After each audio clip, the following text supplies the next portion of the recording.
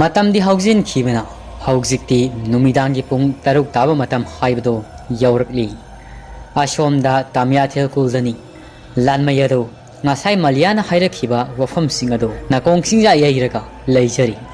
ꯃꯍꯥꯛꯀꯤ ꯃꯪꯒꯣꯜ ꯑꯗꯨꯗ ꯐꯝ ꯑꯁꯥꯎꯕ ꯃꯥꯏꯊꯣꯡ ꯄꯨꯗꯨꯅ ꯃꯆꯤꯜ ꯑꯗꯨꯗ ꯑꯁꯨꯝꯅ ꯁꯣꯜꯂꯤ꯫ ꯑꯩꯅ ꯅꯨꯡꯁꯤ ꯄꯥꯝꯃꯤ ꯍꯥꯏꯕꯗ ꯃꯍꯥꯛꯅ ꯀꯔꯤꯒꯤꯗꯃꯛ ꯅꯥꯊꯩꯗꯨꯅ ꯆꯠꯂꯤꯕ?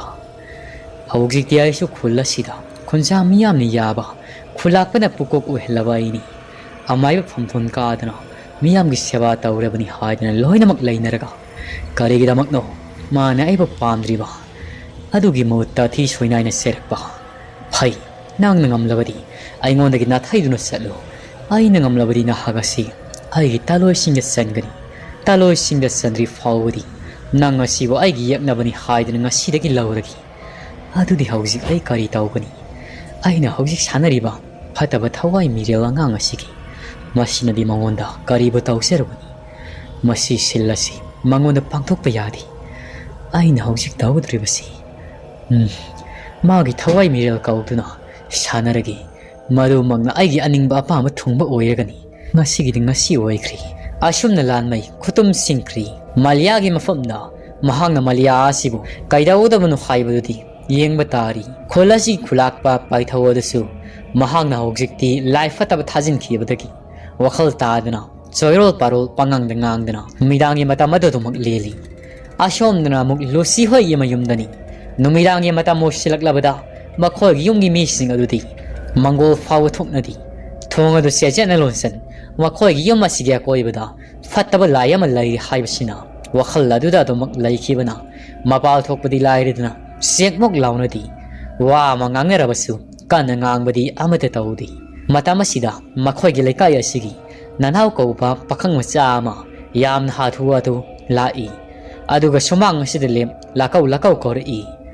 ꯇꯥ ꯇꯣꯂꯦꯟ, ꯇꯥ ꯇꯣꯂꯦꯟ, ꯃꯥꯃ ꯇꯨꯝꯕꯨꯡ, ꯏꯅꯦ ꯍꯣꯏꯕꯨ ꯂꯩꯇꯕ ꯖꯥꯠꯂꯅꯤ꯫ ꯃꯍꯥꯛꯅ ꯂꯥꯀꯧ ꯂꯥꯀꯧ ꯀꯧꯔꯛꯄꯗ ꯏꯃꯨꯡꯗ ꯂꯩꯔꯤꯕ ꯃꯈꯣꯏꯁꯤꯡ ꯑꯗꯨꯁꯨ ꯂꯩꯀꯥꯏꯒꯤ ꯃꯤ ꯂꯥꯛꯑꯦ ꯍꯥꯏꯕꯁꯤ ꯈꯪꯂꯤ꯫ ꯍꯦ ꯃꯃꯥ, ꯂꯥꯛꯑꯣ ꯏꯕꯥꯅꯤ ꯊꯣꯛꯁꯤ꯫ ꯀꯔꯤꯒꯤꯗꯃꯛ ꯂꯥꯛꯂꯤꯕꯅꯣ ꯍꯥꯏꯕꯗꯨ ꯍꯪꯂꯨꯔꯁꯤ꯫ ꯇꯨꯝꯃꯨꯡ ꯑꯃꯗꯤ ꯊꯥꯔꯤꯛ ꯊꯥ ꯃꯃꯥꯡ ꯊꯣꯡ ꯑꯗꯨ ꯍꯥꯡꯗꯣꯛꯇꯨꯅ ꯄ꯭ꯔꯦꯞ ꯄ꯭ꯔꯦꯞ ꯊꯣꯛꯂꯛꯏ꯫ ꯅꯅꯥꯎꯅ ꯃꯥꯃ, ꯇꯥ ꯇꯣꯂꯦꯟꯗꯤ ꯂꯩꯈꯤꯕ꯭ꯔꯥ? ꯇꯥ ꯇꯣꯂꯦꯟꯗ ꯀꯔꯤꯒꯨꯝꯕ ꯑꯃꯇꯪ ꯍꯥꯏꯒꯦ ꯍꯥꯏꯗꯨꯅ ꯂꯥꯛꯄꯅꯤ꯫ ꯇꯨꯝꯕꯨꯡꯅ ꯏꯕꯨꯡꯉꯣ, ꯅꯪꯒꯤ ꯇꯥ ꯇꯣꯂꯦꯟꯗꯤ ꯍꯟꯗꯛ ꯅꯣꯡ ꯅꯤꯅꯤꯁꯤꯗ ꯊꯕꯛ ꯆꯠꯊꯣꯛꯈ꯭ꯔꯤꯗꯣ ꯂꯪꯐꯩ ꯆꯠꯈ꯭ꯔꯤ꯫ ꯌꯥꯝꯅ ꯊꯥꯞꯂꯕ ꯆꯤꯡꯅꯨꯡꯒꯤ ꯂꯝꯗꯅꯤ꯫ ꯀꯔꯤ ꯂꯩꯔꯒꯦꯅꯦ ꯅꯪꯅ ꯂꯥꯛꯂꯤꯕꯁꯤꯕꯣ? ꯅꯅꯥꯎꯅ ꯇꯥ ꯇꯣꯂꯦꯟ ꯂꯩꯇ꯭ꯔꯕꯗꯤ ꯑꯩꯗꯤ ꯀꯃꯥꯏꯅ ꯇꯧꯒꯅꯤ? ꯑꯩꯈꯣꯏꯒꯤ ꯏꯅꯦꯗꯣ ꯃꯥꯃ ꯂꯥꯏꯌꯣꯛ ꯇꯤꯟꯅꯣꯛꯄ ꯌꯥꯎꯕꯗꯒꯤ ꯃꯁꯥꯗꯣ ꯉꯁꯤ ꯉꯔꯥꯡꯁꯤ ꯀꯩꯅꯣꯝ ꯇꯧꯔꯤ꯫ ꯑꯗꯨꯗ ꯉꯁꯤ ꯑꯁꯤ ꯌꯦꯡꯍꯟꯒꯦ ꯍꯥꯏꯗꯨꯅ ꯐꯤꯕꯝ ꯁꯣꯛꯆꯜꯂꯛꯄꯗꯨꯗ ꯂꯥꯛꯆꯔꯤꯕꯅꯤ꯫ ꯇꯣꯝꯕꯨꯡꯅ ꯏꯕꯨꯡꯉꯣ, ꯑꯗꯨꯗꯤ ꯎꯄꯥꯏ ꯂꯩꯔꯣꯏꯅꯦ꯫ ꯅꯪꯒꯤ ꯇꯥꯗꯁꯨ ꯆꯠꯈ꯭ꯔꯤ꯫ ꯆꯠꯂꯣ ꯆꯠꯂꯣ, ꯊꯦꯡꯖꯤꯜ ꯃꯝꯁꯤꯜꯂꯛꯇ꯭ꯔꯤꯉꯩꯗ ꯅꯈꯣꯏꯁꯨ ꯀꯔꯤ ꯀꯔꯤꯅꯣ ꯇꯧꯕ ꯌꯥꯕ ꯂꯝꯕꯤ ꯊꯤꯔꯨꯔꯣ꯫ ꯅꯈꯣꯏꯒꯤ ꯇꯥ ꯇꯣꯂꯦꯟ ꯂꯩꯔꯤꯉꯩꯗꯗꯤ ꯂꯩꯀꯥꯏ ꯑꯁꯤ ꯈꯨꯜ ꯑꯁꯤꯒꯤ ꯀꯔꯤꯒꯨꯝꯕ ꯑꯃ ꯊꯣꯛꯂꯛꯄꯗ ꯃꯥꯅ ꯃꯃꯥꯡ ꯊꯥꯅ ꯇꯧꯔꯝꯕꯅꯤ꯫ ꯍꯧꯖꯤꯛꯇꯤ ꯀꯔꯤꯗꯤ ꯎꯄꯥꯏ ꯂꯩ? ꯆꯠꯂꯣ ꯆꯠꯂꯣ ꯆꯠꯂꯣ꯫ ꯑꯁꯨꯝꯅ ꯇꯨꯝꯕꯨꯡ ꯂꯥꯛꯂꯤꯕ ꯅꯅꯥꯎ ꯑꯗꯨꯕꯨ ꯌꯥꯝꯅ ꯊꯨꯅ ꯆꯠꯍꯟꯅꯤꯡꯕꯒꯤ ꯃꯑꯣꯡꯗ ꯇꯥꯟꯕꯒꯤ ꯃꯑꯣꯡꯗ ꯇꯧꯔꯛꯄꯗꯨꯗ ꯅꯅꯥꯎ ꯑꯗꯨꯁꯨ ꯍꯟꯅ ꯌꯦꯡꯉꯝꯗꯦ ꯄ꯭ꯔꯦꯞ ꯄ꯭ꯔꯦꯞ ꯊꯣꯛꯂꯛꯏ꯫ ꯀꯔꯤ ꯍꯟꯅꯤꯒꯦ ꯁꯤꯕꯨ? ꯑꯩ ꯑꯗꯨꯝ ꯈꯪꯅ ꯆꯠꯇꯧ ꯂꯩꯔꯕꯁꯤꯗ ꯆꯠꯂꯣ ꯆꯠꯂꯣꯅ ꯀꯣꯏꯇꯥꯟ ꯇꯥꯜꯂꯤꯕꯁꯤꯕꯨ ꯖꯥꯠ ꯖꯥꯠꯅꯤ ꯍꯧꯖꯤꯛꯀꯥꯟꯒꯤ ꯃꯤꯁꯤꯡꯁꯤ꯫ ꯃꯁꯤꯗ ꯑꯁꯨꯝꯅ ꯁꯣꯟꯗꯨꯅ ꯆꯠꯈ꯭ꯔꯤ꯫ ꯃꯈꯣꯏꯅ ꯆꯠꯈꯤꯕꯒ ꯇꯨꯝꯃꯨꯡ ꯑꯃꯗꯤ ꯊꯥꯔꯤꯛ ꯊꯥꯁꯨ ꯃꯪꯒꯣꯜ ꯑꯗꯨꯗ ꯉꯥꯏꯍꯥꯛ ꯂꯦꯞꯄꯤ꯫ ꯑꯗꯨꯒ ꯊꯣꯡꯒꯥꯜꯂꯣꯝꯗ ꯊꯣꯛꯈ꯭ꯔꯤꯕ ꯅꯅꯥꯎ ꯑꯗꯨꯗ ꯌꯦꯡꯖꯔꯤ꯫ ꯑꯁꯨꯝꯅ ꯇꯧꯔꯤꯉꯩ ꯃꯈꯣꯏꯒꯤ ꯌꯨꯝꯒꯤ ꯑꯀꯣꯏꯕꯗ ꯀꯣꯏꯄꯥꯏ ꯄꯥꯏꯅ ꯅꯤꯡꯉꯝꯗꯕ ꯑꯉꯥꯡꯒꯤ ꯊꯋꯥꯏ ꯃꯤꯔꯦꯜ ꯑꯗꯨ ꯅꯨꯃꯤꯗꯥꯡꯒꯤ ꯃꯇꯝꯁꯤꯗ ꯏꯃꯨꯡꯒꯤ ꯃꯤꯑꯣꯏꯁꯤꯡꯗꯣ ꯃꯄꯥꯜꯗ ꯊꯣꯛꯂꯛꯂꯤ ꯍꯥꯏꯕ ꯃꯍꯥꯛꯁꯨ ꯈꯪꯂꯤ꯫ ꯀꯔꯤꯒꯨꯝꯕ ꯑꯃ ꯇꯧꯔꯒꯦ ꯈꯟ ꯃꯈꯣꯏꯒꯤ ꯃꯈꯥ ꯊꯪꯉꯦꯅ ꯈꯥ ꯑꯁꯤꯗ ꯑꯉꯥꯡ ꯆꯦꯟꯕꯒꯤ ꯃꯈꯣꯜ ꯑꯃ, ꯇꯨꯛ ꯇꯨꯛ ꯂꯥꯎꯕ ꯃꯈꯣꯜ ꯑꯃ ꯃꯃꯥꯡ ꯑꯗꯣꯝꯗ ꯆꯦꯟꯈꯠꯂꯛꯏ꯫ ꯃꯈꯣꯜ ꯑꯗꯨ ꯇꯥꯔꯛꯄꯗ ꯃꯪꯒꯣꯜꯗ ꯂꯦꯞꯂꯝꯕ ꯇꯨꯝꯃꯨꯡ ꯑꯃꯗꯤ ꯊꯥꯔꯤꯛ ꯊꯥꯗꯨꯁꯨ ꯄꯟꯊꯔꯤ꯫ ꯌꯥꯝꯅ ꯊꯨꯅ ꯏꯃꯨꯡꯗ ꯆꯪꯈ꯭ꯔꯤ꯫ ꯑꯗꯨꯒ ꯃꯃꯥꯡ ꯊꯣꯡ ꯑꯗꯨ ꯆꯦꯠꯅ ꯂꯣꯟꯁꯤꯜꯂꯤ꯫ ꯑꯗꯨꯕꯨ ꯅꯤꯡꯉꯝꯗ꯭ꯔꯕ ꯑꯉꯥꯡꯒꯤ ꯊꯋꯥꯏ ꯃꯤꯔꯦꯜ ꯑꯗꯨ ꯃꯥꯏꯊꯣꯡ ꯑꯗꯨ ꯅꯨꯡꯁꯨꯛ ꯅꯤꯡꯖꯥꯅꯗꯨꯅ ꯄ꯭ꯔꯞ ꯄ꯭ꯔꯞ ꯆꯦꯜꯂꯛꯂꯒ ꯇꯨꯝꯃꯨꯡ ꯍꯣꯏ ꯁꯨꯃꯥꯡꯁꯤꯗ ꯂꯦꯞꯄꯒ ꯂꯩꯔꯤ꯫ ꯃꯃꯥꯡ ꯊꯣꯡ ꯑꯗꯨꯗ ꯃꯃꯤꯠ ꯑꯗꯨ ꯀꯨꯞꯇꯨꯅ ꯌꯦꯡꯉꯤ꯫ ꯑꯗꯨꯒ ꯑꯉꯥꯡ ꯑꯗꯨ ꯃꯃꯥ ꯀꯩꯅ ꯃꯩꯁꯥꯛꯅ ꯇꯦꯡꯊꯥꯅ ꯑꯣꯏꯅ ꯀꯥꯞꯄꯛꯏ꯫ ꯑꯉꯥꯡ ꯀꯥꯞꯄꯒꯤ ꯃꯈꯣꯜ ꯑꯗꯨ ꯂꯨꯁꯤꯁꯨ ꯇꯥꯔꯤ꯫ ꯑꯗꯨꯕꯨ ꯇꯨꯝꯃꯨꯡ ꯑꯃꯗꯤ ꯊꯥꯔꯤꯛ ꯊꯥꯗꯨꯗꯤ ꯇꯥꯕ ꯅꯠꯇꯦ꯫ ꯃꯈꯣꯏ ꯑꯅꯤꯒꯤ ꯅꯥꯀꯣꯡꯗꯗꯤ ꯃꯈꯣꯜ ꯑꯗꯨ ꯇꯥꯍꯜꯂꯝꯗꯦ꯫ ꯂꯨꯁꯤꯒꯤ ꯋꯥꯈꯜꯗꯁꯨ ꯃꯣꯟ ꯃꯣꯟꯅꯤ ꯈꯜꯂꯤꯕ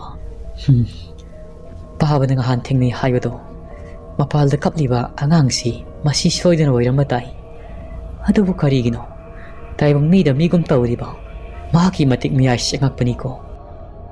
matamdi haujin khibana makhoi gi mongi mi singado sak sabatok labmatu makhoi gi kaada sangaga tumnari tumungna mahaki kaada mathanda tummi tharik tha amadi mamong nupi losi asina losi hoigi kaada tuminari haujikti ahing nongyai sabuk barogi pungpham haibado yaurakli matamsida losi hoigi yena khadom-dagi yamna nungsiba angang amagi khonjelda tengthana oina kapagi makhola matari i aduga masildasu lauksin mangphangdaba uhai kayasu tatna hairi tapna kaplambatagi makhola do asum hauri losi yadusu mikap tholakpaga mapasa nari yawolakpada angang kapagi makhola do mana aduda mayek singna tari ahing sabuki matamsida makhola do tabada losi ado wakhal inaw nawthoi tarak iba makhola duna losi gi pukninga do wakhal onmagum tawri yamna nungsiba khonjela sina masa do humnuna pubugo mapal thoklaga yengningbagi masadi ithilama phori mahaga tominari bi tharik thada karimata khaira matauda thonga do hangdoktuna prep tholei angang kapagi makhola dasu yena khadada adumak tariba yena khadum dalakli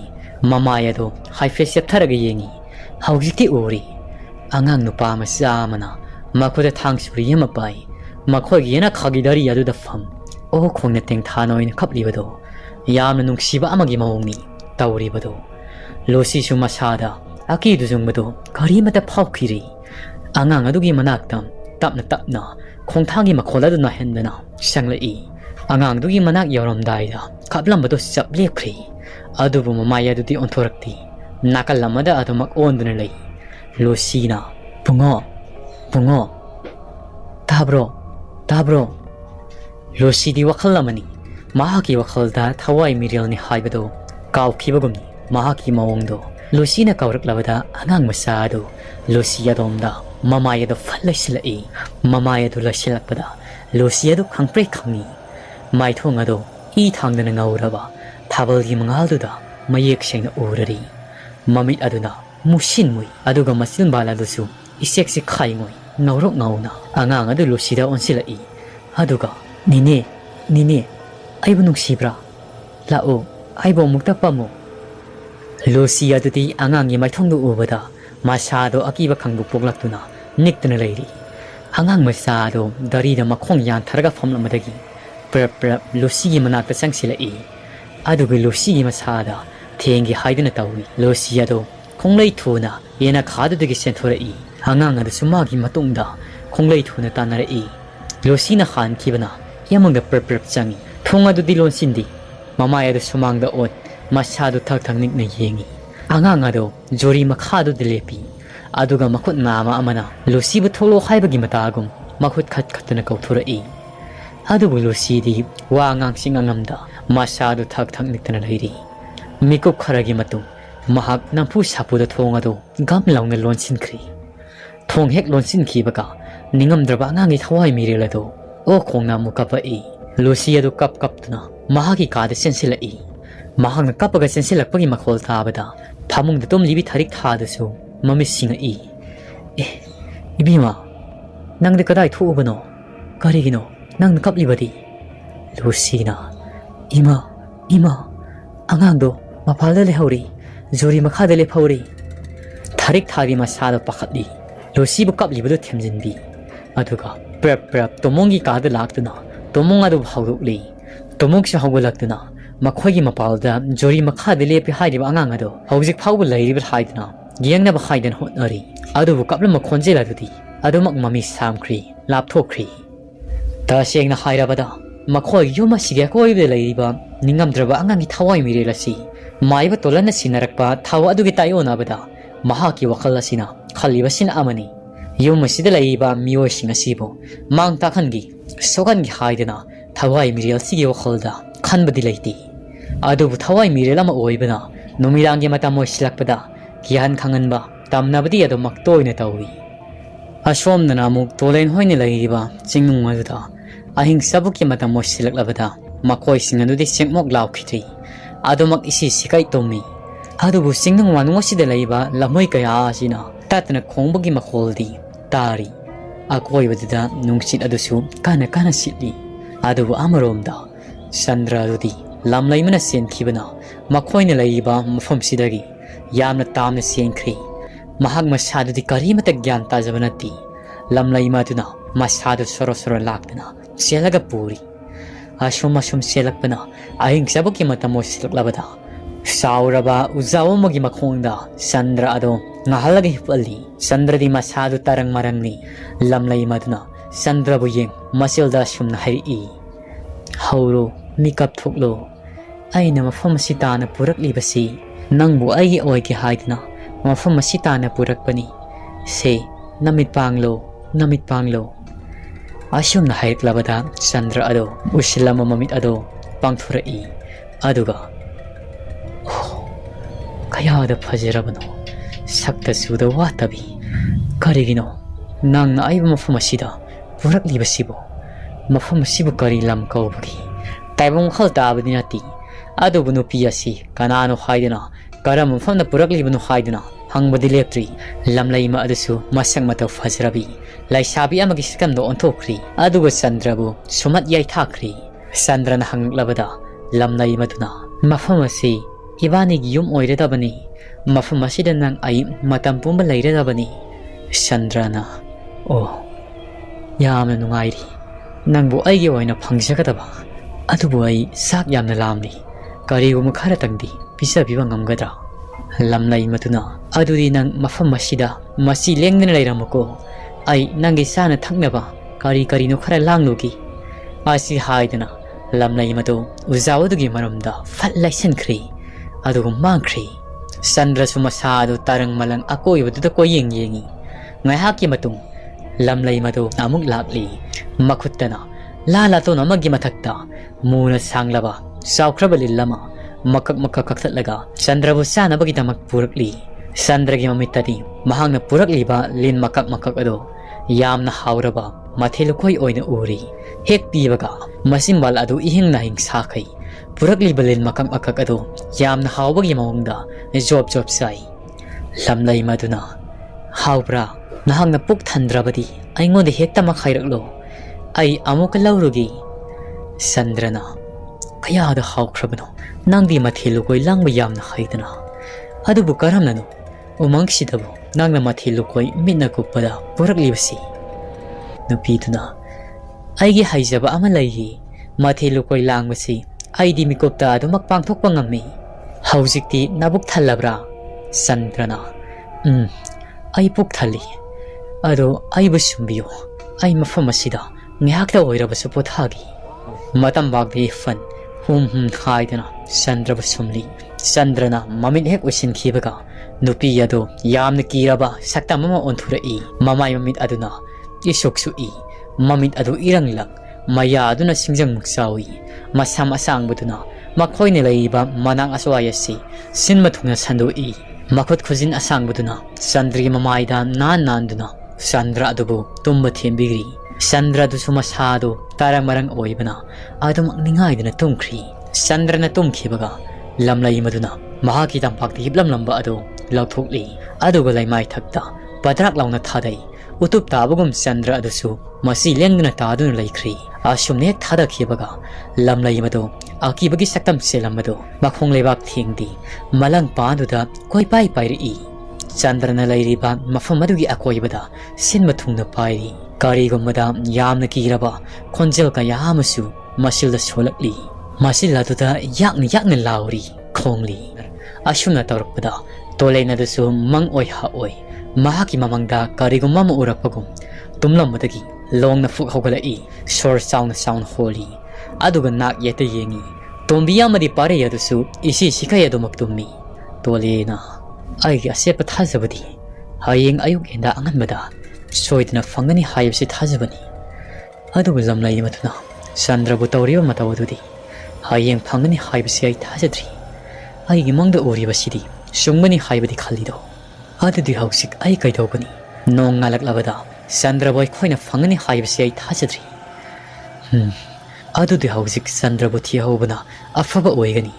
karigumai khoina sandra sibu ꯅꯣꯡꯉꯥꯟꯗ꯭ꯔꯤꯉꯩꯗ ꯐꯪꯗ꯭ꯔꯕꯗꯤ ꯃꯍꯥꯛꯀꯤ ꯍꯛꯆꯥꯡꯒ ꯊꯋꯥꯏꯒꯁꯤ ꯁꯣꯏꯗꯅ ꯆꯦꯠꯅ ꯈꯥꯏꯅꯈꯤꯕ ꯇꯥꯔꯤ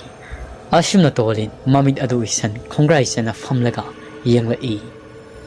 ꯃꯍꯥꯛꯅ ꯁꯨꯝ ꯌꯦꯡꯂꯛꯄꯗ ꯎꯔꯤ ꯃꯐꯝ ꯑꯁꯤꯗꯒꯤ ꯌꯥꯝꯅ ꯇꯥꯝꯈ꯭ꯔꯕ ꯎꯃꯪ ꯑꯃꯗ ꯎꯖꯥꯎ ꯑꯃꯒꯤ ꯎꯈꯥꯗ ꯆꯟꯗ꯭ꯔꯗꯨꯅ ꯂꯩꯃꯥꯏꯗ ꯄꯗ꯭ꯔꯥꯛ ꯇꯥꯅ ꯍꯤꯞꯂꯤꯕ ꯑꯗꯨꯒ ꯃꯍꯥꯛꯀꯤ ꯑꯀꯣꯏꯕꯗ ꯌꯦꯡꯍꯩꯗ꯭ꯔꯕ ꯑꯀꯤꯕ ꯐꯪꯂꯕ ꯂꯝꯂꯩ ꯃꯗꯨꯅ ꯀꯣꯏꯄꯥꯏ ꯀꯣꯏꯄꯥꯏ ꯄꯥꯏꯔꯤꯕ ꯆꯟꯗ꯭ꯔꯗꯨ ꯃꯃꯤꯠ ꯄꯥꯡꯊꯣꯔꯛꯏ ꯑꯗꯨꯒ ꯇꯣꯝꯕꯤ ꯑꯃꯗꯤ ꯄꯥꯔꯩ ꯑꯗꯨ ꯍꯧꯗꯣꯔꯛꯏ ꯇꯥꯇꯣꯝꯕꯤ ꯄꯥꯔꯩ ꯃꯍꯥꯛꯅ ꯍꯧꯗꯣꯔꯛꯄꯗꯒꯤ ꯃꯈꯣꯏ ꯑꯅꯤꯁꯨ ꯍꯧꯒꯠꯂꯛꯏ ꯏꯕꯨꯡꯉꯣ ꯇꯣꯂꯦꯟ ꯅꯪꯕꯨ ꯀꯔꯤ ꯂꯩꯔꯕꯒꯦ ꯑꯍꯤꯡ ꯑꯁꯤꯗꯕꯨ ꯀꯔꯤꯒꯤꯅꯣ ꯂꯥꯀꯧ ꯀꯧꯔꯤꯕꯗꯣ ꯇꯣꯂꯦꯟꯗꯤ ꯃꯁꯥꯗꯣ ꯄꯥꯈꯠꯄ ꯑꯃꯒ ꯏꯔꯣꯏꯅꯅ ꯇꯥꯇꯣꯝꯕꯤ ꯑꯩꯗꯤ ꯆꯟꯗ꯭ꯔꯗꯣ ꯍꯌꯦꯡ ꯑꯌꯨꯛ ꯁꯣꯏꯗꯅ ꯐꯪꯒꯅꯤ ꯍꯥꯏꯕꯁꯤ ꯑꯩꯅ ꯊꯥꯖꯈꯤꯕꯅꯤ ꯑꯗꯨꯕꯨ ꯍꯧꯖꯤꯛ ꯑꯩꯒꯤ ꯈꯣꯝꯂꯦꯟ ꯃꯪꯂꯥꯟꯆꯥꯗ ꯃꯪ ꯑꯃ ꯃꯪꯂꯛꯄꯗꯒꯤ ꯑꯩꯅ ꯌꯦꯡꯂꯨꯕ ꯃꯇꯝꯗ ꯆꯟꯗ꯭ꯔ ꯍꯌꯦꯡꯒꯤ ꯅꯨꯃꯤꯠꯇ ꯐꯪꯂꯔꯣꯏ ꯍꯥꯏꯕꯁꯤ ꯑꯩꯅ ꯈꯪꯂꯤ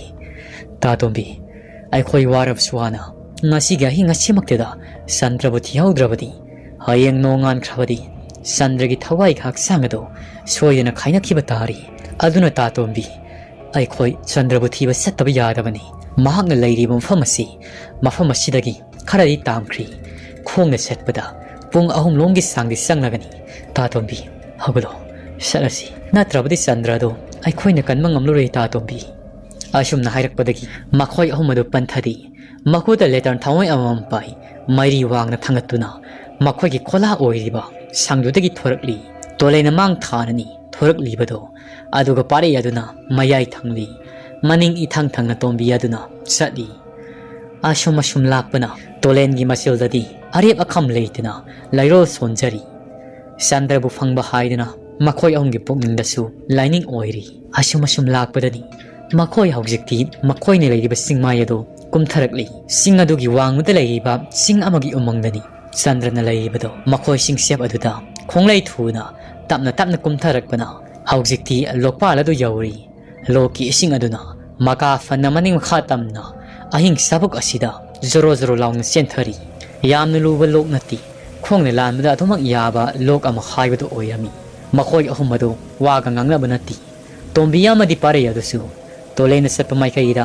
ꯑꯗꯨꯃꯛ ꯏꯟꯅꯗꯨꯅ ꯂꯥꯛꯏ ꯑꯀꯣꯏꯕꯁꯤꯗ ꯂꯝꯍꯨꯏ ꯀꯌꯥꯁꯨ ꯈꯣꯡꯂꯤ ꯃꯤꯅꯤꯜꯀꯣꯜ ꯇꯥꯕꯗ ꯃꯩꯒꯤ ꯃꯉꯥꯜ ꯐꯪꯕꯗ ꯆꯤꯡꯃꯥꯏꯗ ꯂꯩꯔꯝꯕ ꯂꯝꯍꯨꯏꯁꯤꯡ ꯑꯗꯨ ꯂꯥꯛꯇꯨꯅ ꯈꯣꯡꯏ ꯃꯈꯣꯏ ꯑꯍꯨꯝ ꯑꯗꯨ ꯑꯁꯨꯝ ꯂꯥꯛꯄꯅ ꯍꯧꯖꯤꯛꯇꯤ ꯏꯆꯦꯜ ꯅꯥꯏꯅ ꯆꯦꯟꯊꯔꯤꯕ ꯂꯣꯛꯂꯝ ꯃꯄꯥ ꯑꯗꯨ ꯂꯥꯟꯊꯣꯔꯛꯂꯤ ꯂꯣꯛꯂꯝ ꯑꯁꯤ ꯂꯥꯟꯊꯣꯔꯛꯄꯗ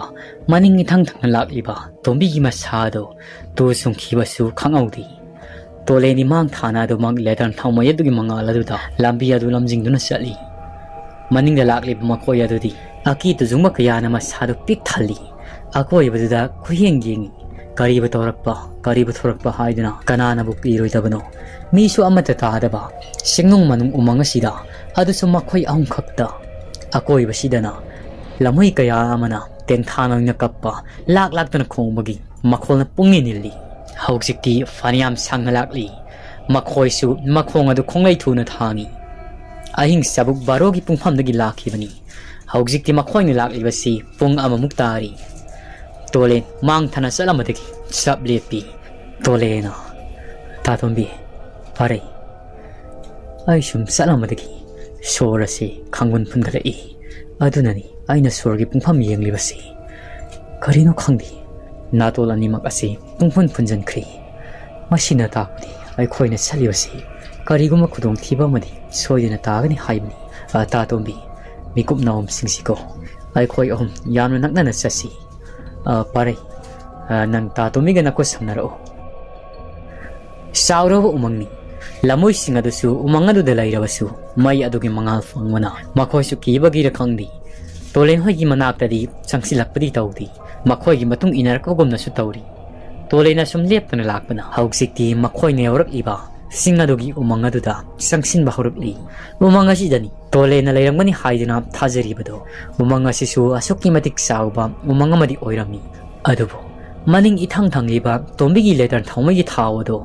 ꯃꯇꯝ ꯑꯁꯤꯗ ꯂꯣꯏꯊꯣꯛꯈꯤꯕꯒ ꯃꯄꯥ ꯆꯥꯔꯤ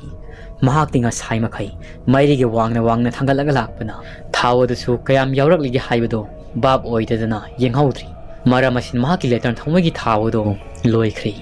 Ihan hanbadati mahakna ngalamliba letan thaumaya do phulaung mutkibada masado afinga afai oi. Paregi makul adu sena paisali. Pare thau loikhra malini. Aigi letan si. Mafam swaya thamamasi. Orene khoine lakda purasi. Nangi tikdaino. Tombi gi letan thaumaya su mafam lambiya dugi mapal le thanamli. Aduga paregi letan thaumaya do tombi na pai. Mahaki adusu thau loigedaba. Khajik tengairaba letan thamayama oibana. Umangadugi manungado khara sangsinba haubaga do mutkhri. Makhoshu pai leiti. Karidi tawrugani. Mafam asida mai hauba yaba. Mai sukhat yaba. Karimata sulaibanati. Umang oibana. Ibungo tolen ngai khuni. Pare aikhoi ani gi letan thaumaisi. Thau mapung phane loikhri. Haujikti magi su swaida thamamasi. Nangi dubu thau kyam yauribagi amukti yingo. Tolena mahaki letan thaumaya do niktuni yingi. Mahaki aduti laibak fabana thau tangkhai amuki sangdi yaurami. Tatombi thamlamno. Khongai khare thurasi. Mahak lerabadi nongalamdagi matam haibado soiduna oirakpa tai. Ashumna paregi letan thaumaya du su lambigi mapalda thamami. Aduga makhoi ahumado tolengi laten thaumaya dugi mangalna ashum changai. Maning thangliba makhoi ani dudi masada niklabani. Mai pairing matamdasu yamna kihibani. Adu bahawjiti mai shumakhuta yaudri. Ashum changlakpana. Tolengi masada samin kariguma mafangba hori. Tolen khangli makhoi ne changlakliba mafum asida sandra ado soiduni leirangbani. Aduga lamlaima adusu leirangbani haibado mahaki masada singnari. Tolena tatombi si mai sipayo paregana khoyani aigi tungda dom ilau. Ai kariguma thabak ama tawgi. Mafam aswaya sida sandrado soiduni leiramba yai. Mahaki letan thaumaya do tombi de sinai. Aduga tolen makut aduda lairo soli. Aduga khutum tasin per sangai. Pare yamari tombi adusu mahaki matung de inrai. Hashum sanglakpada makhoi gi matung lomdagi sandragi khonjel amada. Tatombi ai sida leiri. Tatombi Hashumna khori. Tombi ga pare ga do jab lepi. Sandra, nang di ko dori ba? Ibungo tole, Sandra si leirin tole na dusu mamay lay thura Adu mahang ni yeng badati, makhoi gi matung adhomda, kanama te laiba udi. Tombi amadi pare gi mamitadi, uri. Lamlay ma aduna, Sandra ge saktamlo, makhoi gi matung adhomda, sakting ting na lep laglay bado. Ta tombi, kana su lay tida. Skana da banisi, lao si, ay gi tung adhomang ilo. Tolen su thauk sarudi. Makhoi ani na phagi tawrobi khan mahak sumang thana do mak sakhalli. Pare yamari tombi adudi makhoi gi maningda Sandra ne lepag laibadu uri. Pare koino da aikhoi gi tole sidi Sandra na sida lairiosi udraba sarani. Sandra lao aikhoi nang thiba laklibani.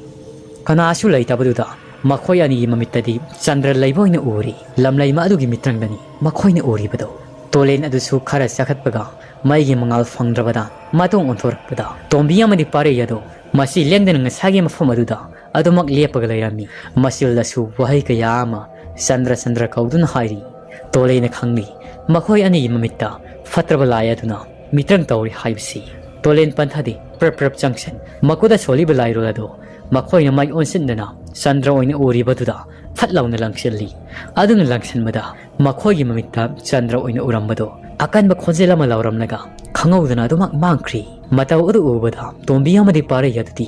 kibana masadu nikri ebungo tole haujiki tudi karino Sandra na taprani ai khoidi Sandra ni haiduna madamani kamai taw saibana hojikpo tole na ta tombi yaksila ka dore la ai khoida mitrang tawri bani na khoi thajerugunu ai gi tung adomak ilo tungdigi kanagumna kabruk labasu mai lai thokpa yadiko ashumna tole na lamjingduna haujiki makhoi ahum mado per lakli makhoi gi matung adomdagi lak na kaurakpa khangchen senselakpa soro inabadi adomak leptuna tawi adu makhoi di kirabasuki hanna yenglori maiba oiba tolen galak minabana lamlai ma asinasu tombi amadi pare yado masa sukpangamdi asum lakpana uri laptakna ujaw magi makhongda taraga laibado Sandra ni haibadu khangli tolen prep chensili Sandra masidi gyan taadridana ta tombi maidu pusilakpada uri Sandra gi mamaya dudi ngasai Sandra na sakhiba len makak aduna maram oi ihing na hing sana layri. Tolen Chandra gi lawaiduda lairol ama solaga kami aduna hanjin kamadagi Chandra dong ngihak ki matung wakhal khajik lakli mahak na wakhal lakpada mahak ki manakta Tolen tombi amadi pare lairamatuda mahak adudi ingang khri ta tombi ta Tolen itaw pare kaino ai khoidi mafum asida kaidoribno ngasai nungthil uyan ki banatrani khoibo Tolena Chandra lao halasi ai khoi nang thiba laklibani ai khoi gi sangadu yauraga waram pumbadu loina makhairgi haujik nahak wahang hanglagano ai khoi khudong thiba amadani lairibasi Tolena madi pareina Chandra do samduna haujik ti makhoi mari adu lakli asum lakbana lambi gi mataida makhoina thamnamba laitan thawi ani adusu painarakli laibak faba amana karisu thoyokpa aki akhangni nangdi adu umangkhide lairiba lamui kaya amana matungda koitan tanarakpa amadi makhoi gi akoibada laktana khongbudi toina tawri osinna sum lakpana makhoi gi sang yoramdaida Tolen gi latan thawmaya dusu mutkhri adu matam asidi nongan fung tawraklaba matamni pung mari ga tarakpa matam haibado yaurari makhoi gi sang adu dasang aduga Chandra adu phajina potha hankri sang adu hek yobaga Chandra adu di masadu utup tabugum taatuna adumak tumthakri makhoi ahum adu sumangai wa makhata na ngangnarudi asado lamsang salobagi wabana pop taduna adumak tumthakri asomdana amuk nongalamdai gi matam sida lanmayado mang amakhang mangi mahaki mangda manglibasidi yamna tamthiba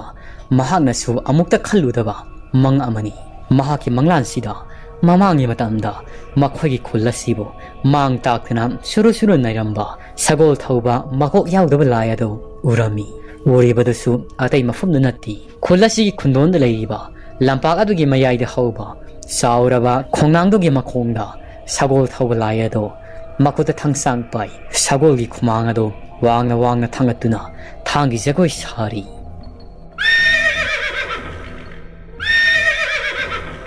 matam sida lanmayado mikafat launa tholai longna fuk hawgalai kainoda aina haujik ukhribadabo mamangi matamda aigi taw lungla ringadidi sagol thawgalayado mayok nanaba kana hotnaramaniko adubu matam kuidabasi aina amukta suning singluba tawdi mataw karam mangasida mangliba itaw lungla nang mapugi laikolda ingna signa layuko khangdrida nong sungalakli tawribasi aishu hawgalaki kari taw yawa thabak tawraki lanmayado hawgali mamli ba matamasida aduga makhoi gi mamang thonga do hangdo mapalangla thoglai mahak mek mapal thoglakpaga makhoi gi thongal adomdagi khulak piamadi khulgi naha khara amaga yamna pakana sensilaklibedo lanmaina uri lanmai nangbu tabro lao aikhoi yumbawdo amukta salusi khulakpado thiba mamata hawdre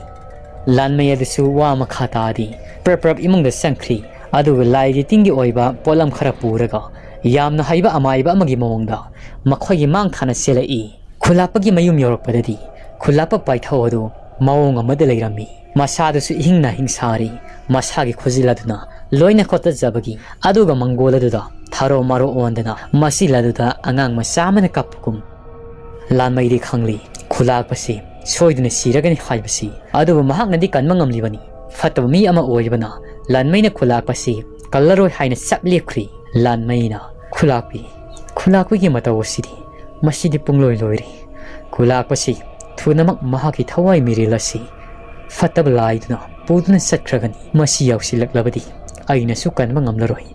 aidi layeng badhabasi tamna satharaga farakani haiduna khanmani